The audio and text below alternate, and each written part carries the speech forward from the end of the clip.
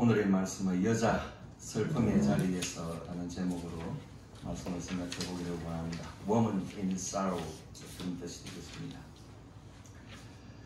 자고로 여자가 편해야 집안이 편하고, 여자들이 편해야 사회도 국가도 세상도 편한 법입니다.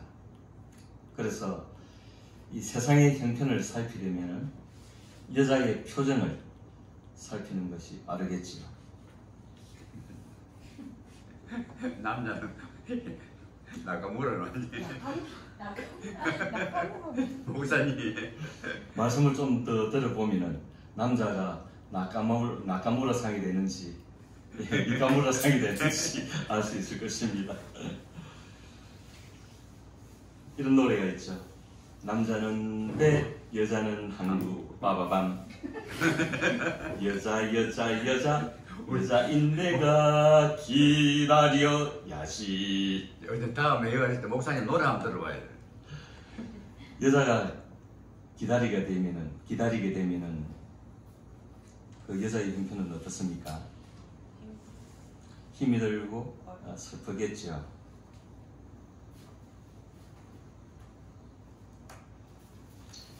여자가 기다릴 동안 남자는 뭐합니까? 남자는 돈 벌어 열심히 일하지. 형님 대단히 긍정적으로 변했는데 한때 형님 어디 돌아다니셨습니까?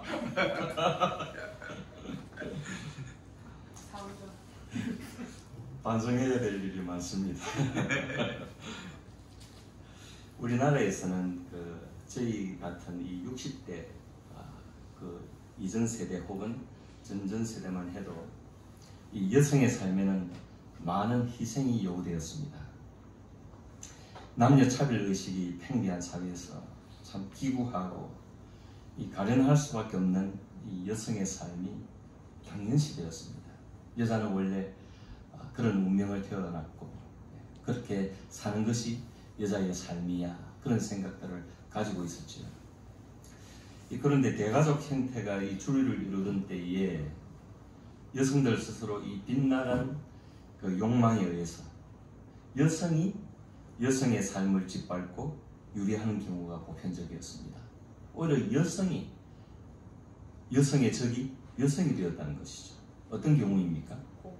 예, 과거 남성 우울증 사고가 팽배했던 시절에 이 한국에서 일반적이었죠. 이 시어머니의 횡포가 있었습니다. 아멘. 또 다른 표현으로 고부간의 갈등이라고 그러는데, 사모님 아들로서 다행이네. 엄밀하게 말하면 고부간의 갈등이라기보다도 시어머니 횡포라고 볼 수 있습니다.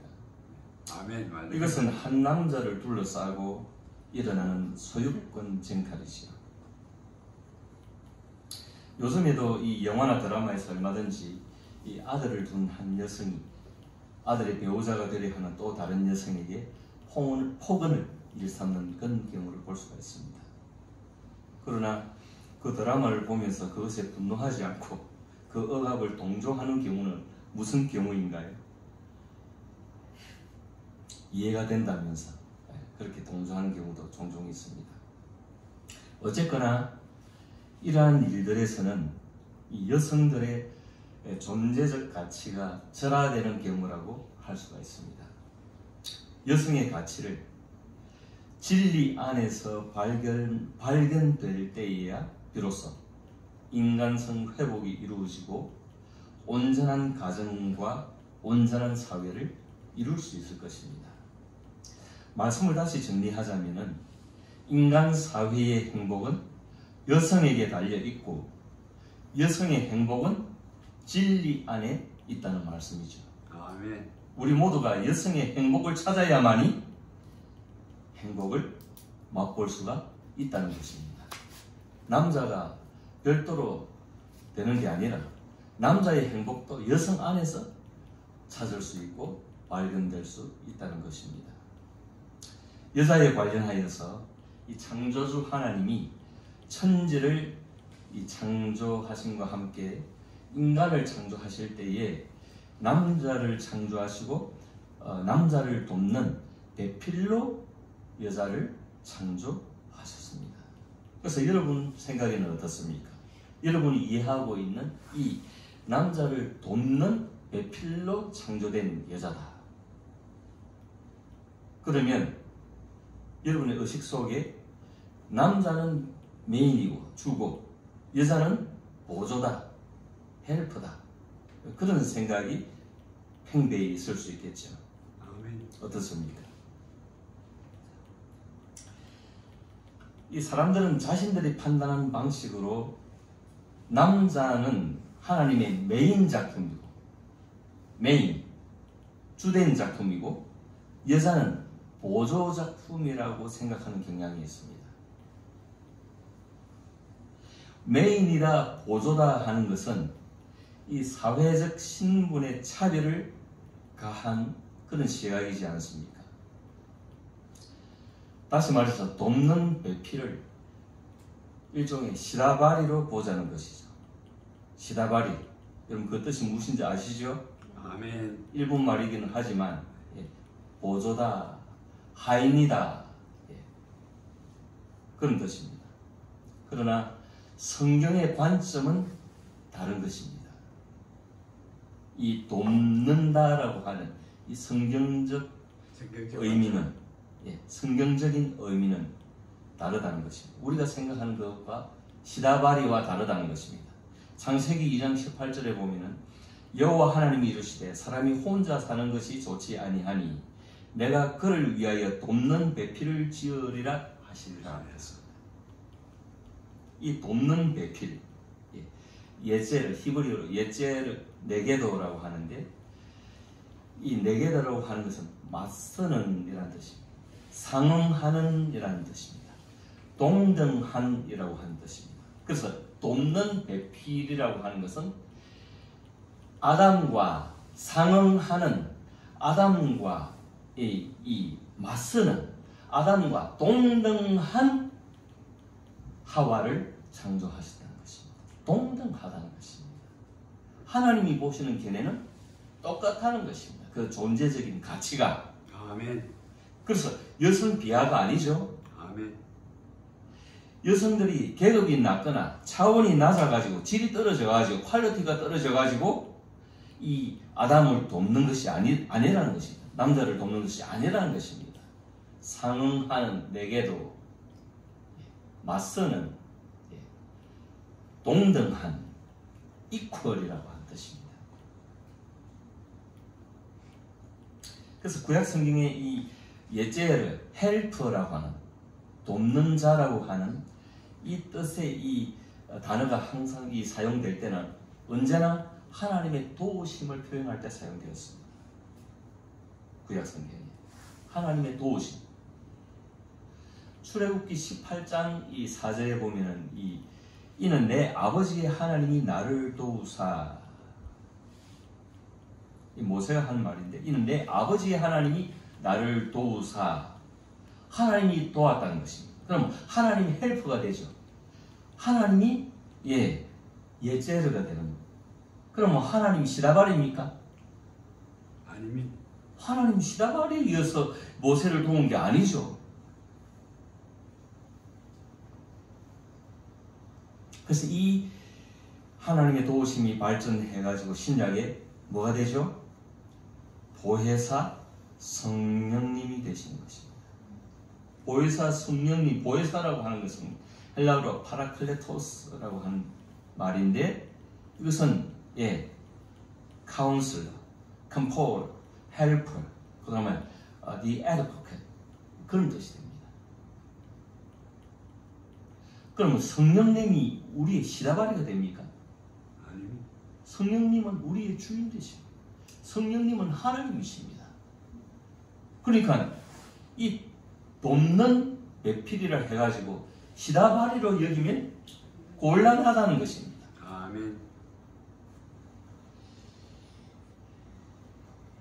그래서 이 돕는 배필 할 때 이 도우미는 알라딘 요술래프의 요즘 시다바리 이름 뭡니까?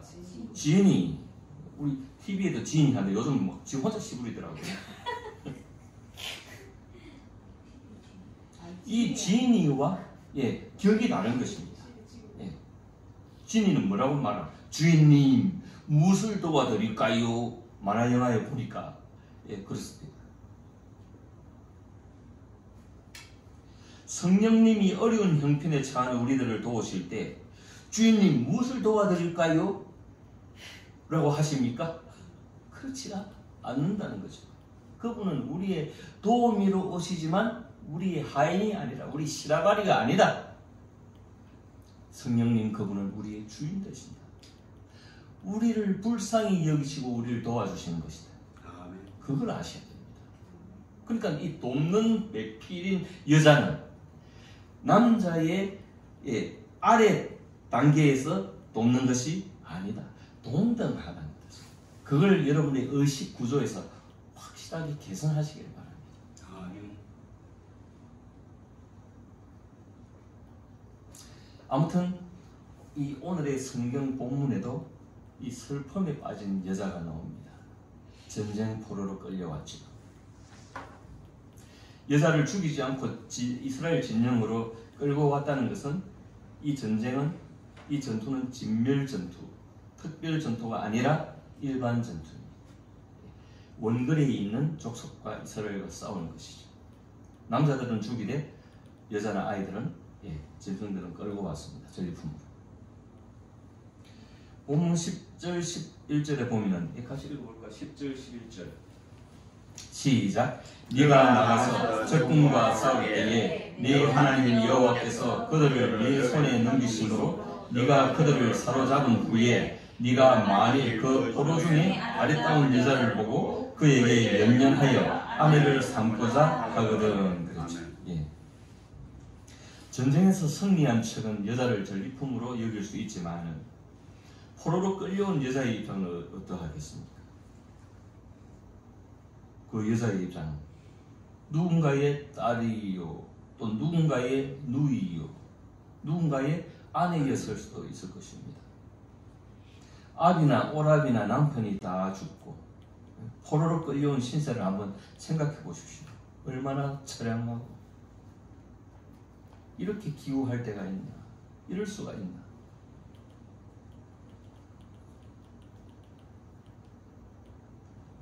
그래서 좀 아리따워가지고 예쁘게 생겨가지고 이스라엘 남정네의 눈에 띄어서 이스라엘 남정네의 아내로 차출되는 그런 경우가 있죠.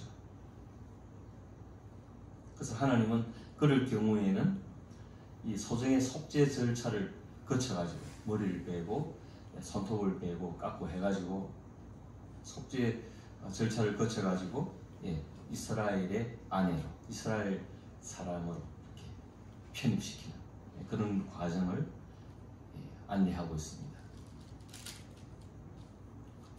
세상 어디에도 없을 하나님의 영광에 참여한다는 점에서는 이 여자에게 영적으로 지극히 좋은 기회가 되겠지만, 그러나 여자의 시각에서는 왕 쓰레기 같은 그런 일일 수도 있다는 것입니다. 그러나 그러한 절차를 거치는 과정에서 이 여자는 자신의 마음을 다잡을 것입니다. 이제 세상이 달라졌네. 내 운명도 바뀌는구나. 하나님은 이 여자의 마음도 다 알죠. 한 달 동안 무슨 기간을 정해주십니까? 부모를 위하여 이제 내가 고국을 떠나가지고 이제는 이스라엘 사람으로 편입됩니다. 그러면 부모가 생각나겠죠. 부모 형제가 생각날 것입니다. 그래서 하나님 그런 사정을 다 아시고 애곡하는 기간을 두게 하십니다. 그 후에 이스라엘 남정네가 그와 함께 연합하여 합방을 하게 되는 그런 경우이죠. 그런 기간을 거치는 동안 이 여인은 마음을 추스리게 될 것입니다. 그런데 문제가 발생하죠. 어떤 문제입니까? 본문 14절에 보면 같이 읽어봅니다. 14절 시작. 그 후에 네가 그를 기뻐하지 아니하거든 그의 마음대로 가게 하고 결코 돈을 받고 팔지 말지라. 네가 그를 엿보였은즉 종으로 여기지 말지니라. 아멘. 살다 보니까 또 헤어지는 이별의 아픔을 겪게 됩니다. 그를 기뻐하지 아니하거든. 표현상 얼핏 여자가 손해보는 느낌이 들기도 하겠지만 이혼 문제는 단순한 문제가 아닙니다. 그냥 일방적으로 누가 잘했다 잘못했다 그렇게 볼 수도 없는 거고 하나님만이 다 아시는 것인데 하나님은 왜 얼핏 남자에게 유리한 조건 같은 이런 이혼의 조건을 걸게 하셨나? 우리가 그것을 생각해 볼 수 있겠는데 이것은 여자에게 하나님이 배려하시는 하나의 여인에게 주는 자유의 특권을 주신 것입니다. 이혼 증서를 받음으로써 여자는 자유하게 되고 그는 또 다른 남자와 결혼을 할 수 있게 되는 법으로 그렇게 하나님이 여자를 배려해 주시는 것입니다. 본서 24장 1절에 보면은 이혼의 규례가 나옵니다. 사람이 아내를 맞이하여 데려온 후에 그에게 수치되는 일이 있음을 발견하고 그를 기뻐하지 아니하면 이혼 증서를 써서 그의 손에 주고 그를 자기 집에서 내보낼 것이요. 합법적인 이혼을 말씀하고 있죠. 여기서는 이게 첨가되죠. 그에게 수치되는 일이 아내에게 수치되는 일이 있음을 발견하고 그렇죠. 그런데 이 본문에서는 그를 기뻐하지 아니하거든 그렇게 단순하게 표현을 했지만 그 안에 일어난 세부 사항은 우리가 다 짐작하지 못합니다. 아무튼 이혼할 수밖에 없는 그런 상황에 맞닥뜨리게 될 때에 남편은 아내에게 이혼 증서를 써주고 합법적으로 이혼하게 되고 그러면 여자는 자유의 권리를 보장받게 된다. 그런 것입니다. 오히려 어떤 면에서는 하나님이 법적으로 여성을 보호하는 그런 입장으로 볼 수가 있는 것이죠.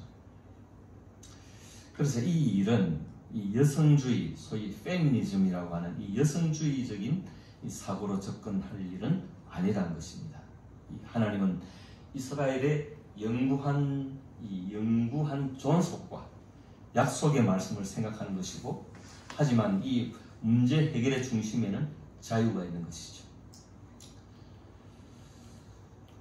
본서 24장 2절에 보면 그 여자는 그의 집에서 나가서 다른 사람의 아내가 되려니와 자유죠. 한 남자에게 속박당하지 아니하고 이혼 증서를 받았기 때문에 자유롭게 또 결혼을 또 할 수 있게 되는 것이죠. 여자에게 자유를 부여하는 것입니다. 이유가 어찌되었거나 복잡한 상황 여러분 살아봐서 알지만 그걸 다 어떻게 다 우리가 논할 수 있습니까? 이것을 보면은 하나님은 남성 우월주의이신 듯 해도 본질적으로 여성을 자유라는 이름으로 보호하신다. 아브라함의 아내 사라와 원래 사라의 몸종이었던 애굽 여인 누굽니까? 하갈이라고 하는 여인이 있었죠. 이 하갈이 아브라함의 이 첩으로 등판해가지고 이 자식이 없는 아브라함에게 아들을 안겨줍니다. 그 아들 이름이 이스마엘이라고 합니다. 그런데 문제는 뭔가요? 가정 불화가 심각합니다.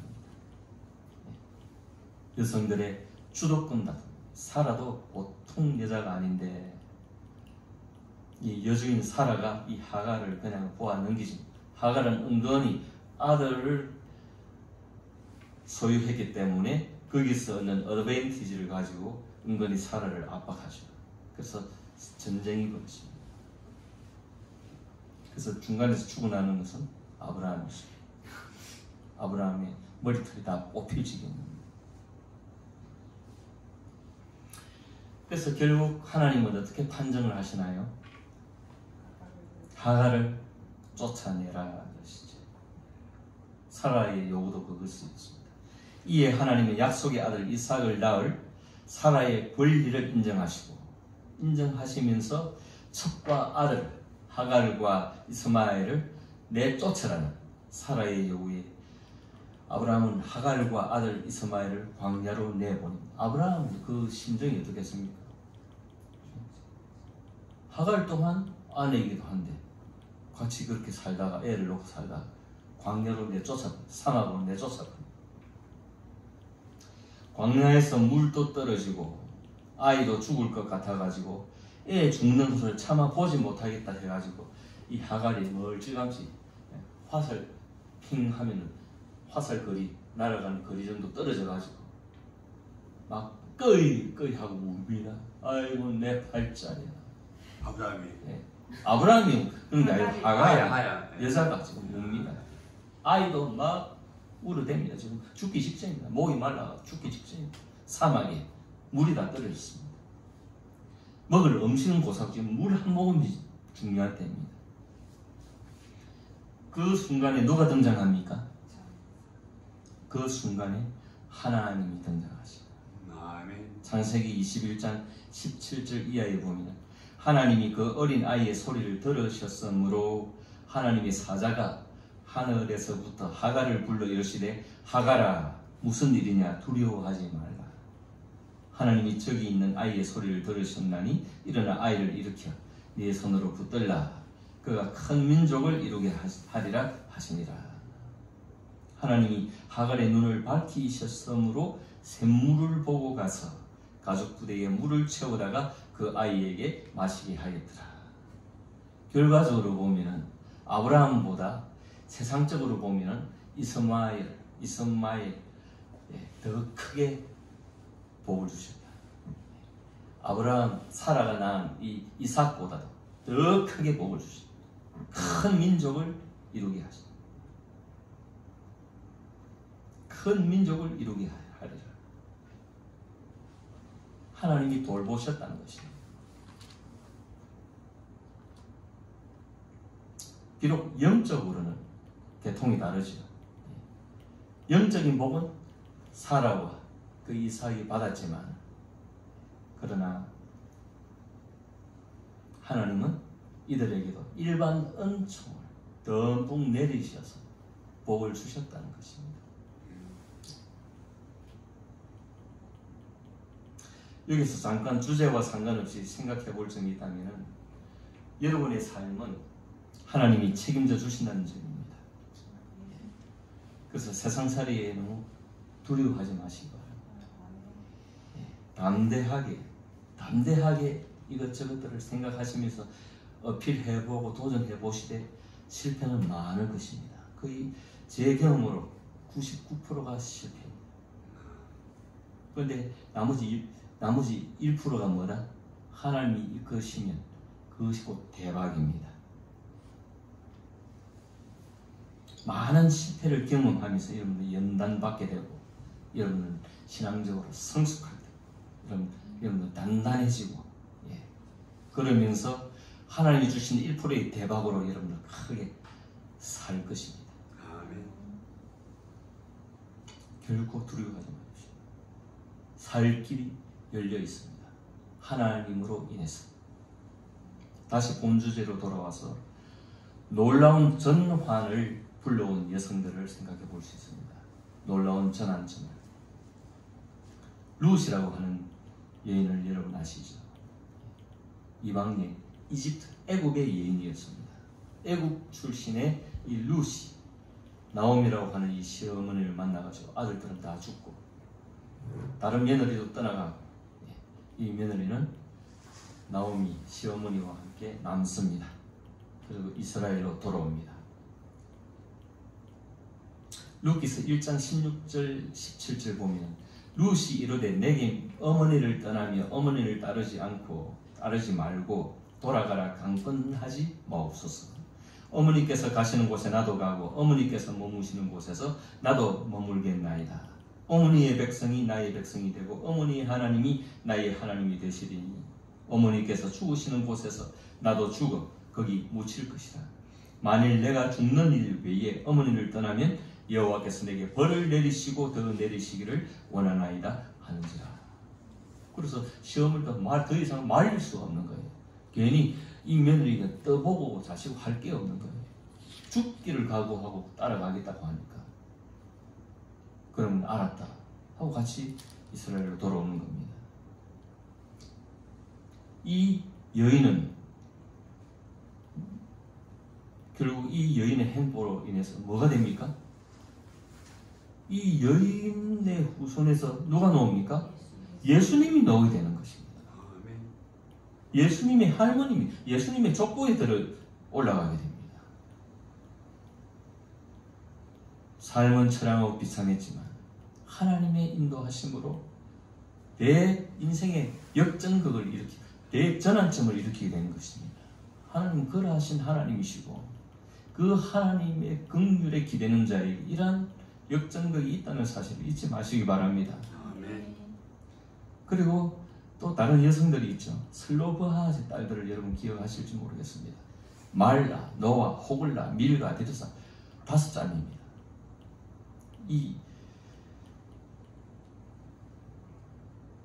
사람들이 이 슬로브하의 딸들인데 아들이 없었죠. 예, 아들이 없었는데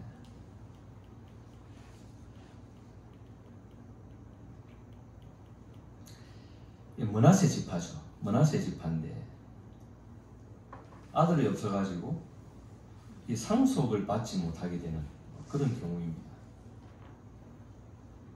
그래서 이 딸들이 아들에게만 주어졌던 이 상속권을 요구하게 됩니다. 민수기 27장 2절 이하에 2절에서 11절 쭉 이렇게 다 읽어야 되는데 제가 초도 부분만 소개해드리겠습니다. 그들이 회막문에서 모세와 제사장 엘라살과 지휘관들과 온 회중 앞에 서서 이르되 우리 아버지가 광야에서 죽었으나 여호와를 거슬러 모인 고라의 무리에 들지 아니하고 자기 죄로 죽었고 아들이 없나이다. 자연사했다는 것입니다. 어찌하여 아들이 없다고 우리 아버지의 이름이 그의 종족 중에서 삭제되리까? 우리 아버지의 형제 중에서 우리 기업을 주소서 하며 모세도 있고 모세가 누구며 민족의 지도자고 제사장들 이런 기라성 같은 사람들 앞에서 당당히 서서 요구를 하는 거예요. 딸들이 어찌하여 해가면서 어찌하여 아들이 없다고 그래 가면서 주소서.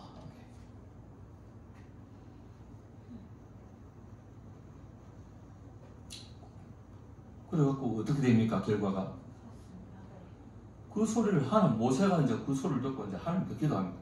어이구 하나님 이 일을 어찌합니까? 이거 어떻게 처리하면 좋을까요? 하나님이 바로 그것을 개선시켜주고 딸들에게 먼저 주고 나중에 이 상속법 자체를 율법에서 싹 개선을 시켜버립니다. 추가해가지고 그 이제 딸들도 없으면 또 그 형제들에게 주고 또 형제들도 없으면 그 아버지의 또 친척들에게도 주고 해가지고 상속법 자체를 개선을 시켜버립니다. 말씀을 정리하기를 원합니다. 여자 슬픔의 자리에서 여자가 살아야 모두가 삽니다. 여자가 행복해야 모두가 행복합니다. 아멘. 남자인 형님 방황하지 마시고 여자를 살리는데 최선을 다하십시오. 지금은 목사님 말씀대로 최선을 다하고 있습니다. 예, 저도 알고 있습니다. 잊지 마시기 바랍니다. 아멘.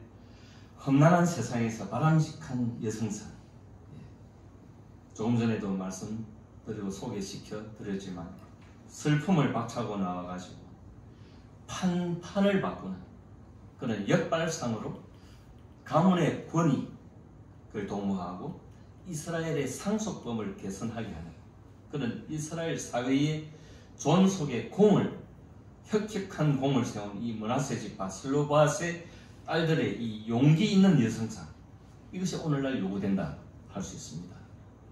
여성들이여 사명감을 가지시기 바랍니다. 아멘. 슬픔의 자리에서 자꾸